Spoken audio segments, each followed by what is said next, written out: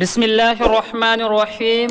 السلام علیکم۔ جبلہ بن الاحیم غسان کے بادشاہ نے اپنے اسلام کا اعلان کیا اور سحانہ انداز میں حضرت عمر فاروق رضی اللہ عنہ کی خدمت میں حاضر ہوا۔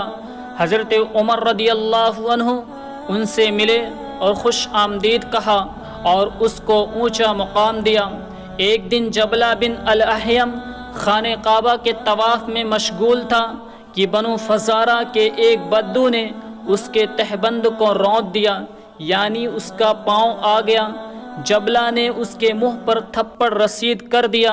وہ بدو امیر المومنین کے پاس چلا گیا اور جبلہ کے خلاف درخواست دائر کر دی۔ حضرت عمر رضی اللہ عنہ نے اس کو بلایا اور اس کو سنجیدگی اور متانت سے کہا کہ کیا تم اس کو راضی کر لو یا پھر وہ تجھے بھی اسی طرح مارے گا جس طرح تو نے اس کو مارا ہے۔ جبلہ پر یہ بات گرا گزری اور غرور و نخوت میں کہنے لگا، کیا تم ایک بادشاہ اور ایک عام آدمی کے درمیان امتیاز نہیں کرتے؟ حضرت عمر رضی اللہ عنہ نے فرمایا، نہیں، اسلام نے تم دونوں کو یکساں کر دیا ہے۔ جبلہ نے کہا کہ پھر میں نصرانی ہوتا ہوں۔